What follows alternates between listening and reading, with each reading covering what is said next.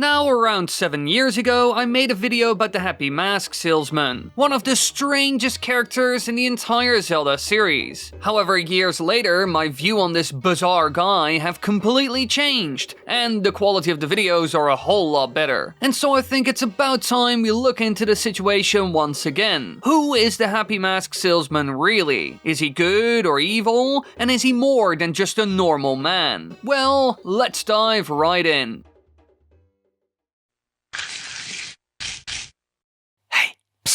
Be sure to check out wily.gg if you're in the market for any games, and use code WILY to get 5% off. Now let's continue with the video.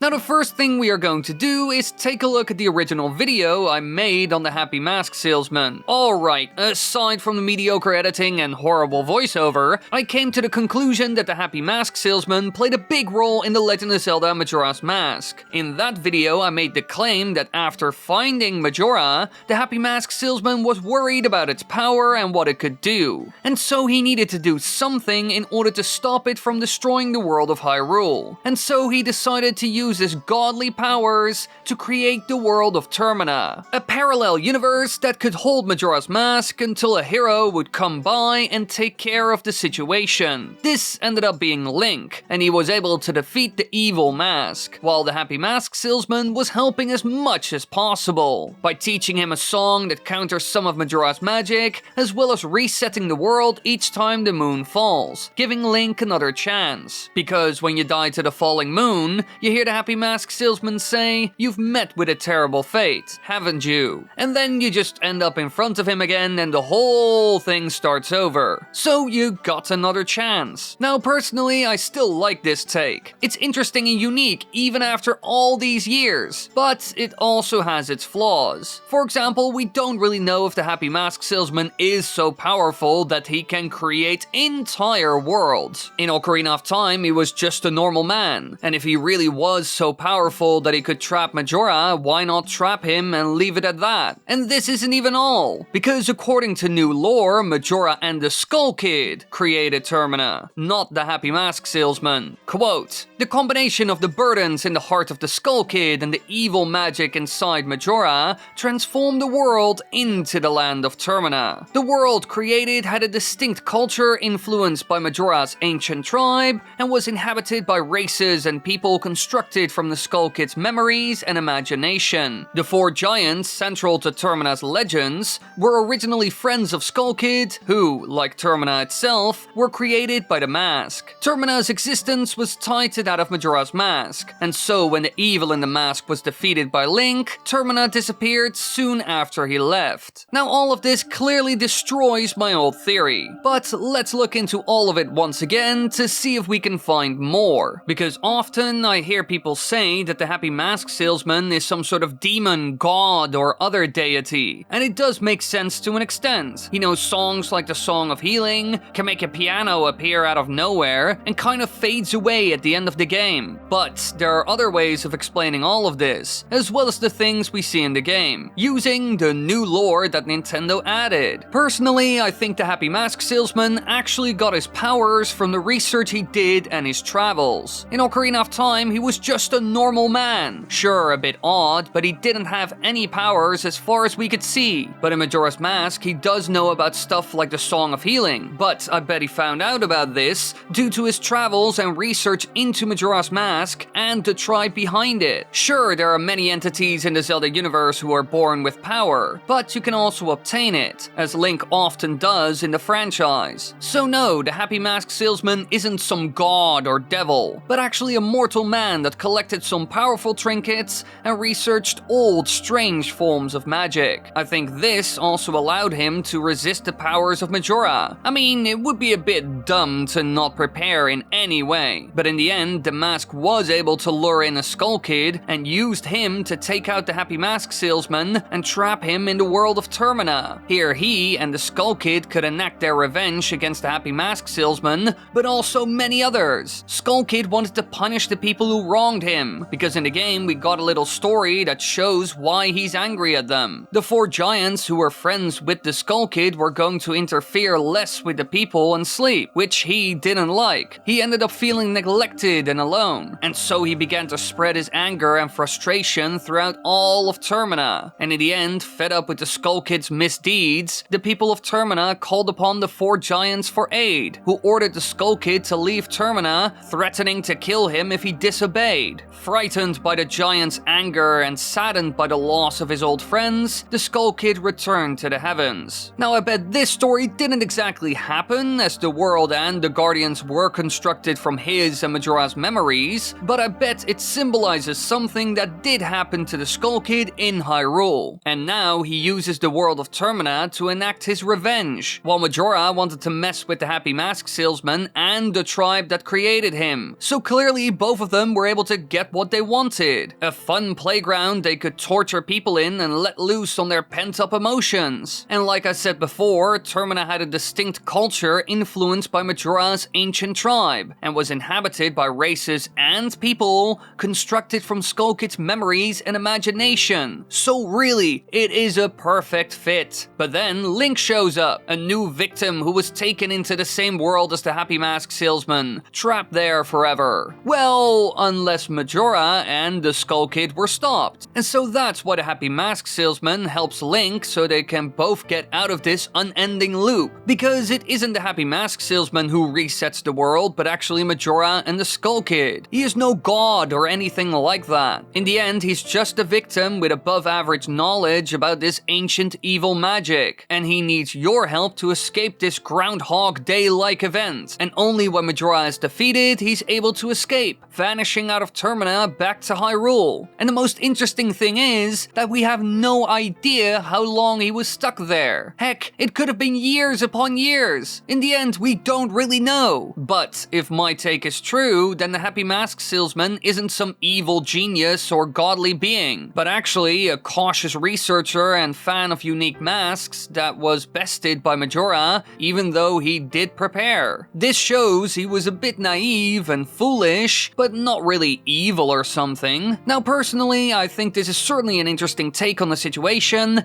and one that all of you have never heard of. Now I know that some people won't accept the new lore that Nintendo released, me included to an extent, but it does allow for new interesting theories like this one. But let me know what you think down below. And should I do more videos like this where I revisit old theory videos from the past? Be sure to let me know. Thank you all so much for watching. I hope you enjoyed this video. Be sure to check out other videos that are on screen right now. Yippee-ki-yay. Like, subscribe, click the bell. Yeah, should I do more stuff like this? Yes, maybe, no, I don't know, Wily. Well, let me know anyway, even if you don't know, let me know. No, don't know, Malonomo. There you go, that was my poem, written by ChatGPT. Enjoy. Bye, kisses.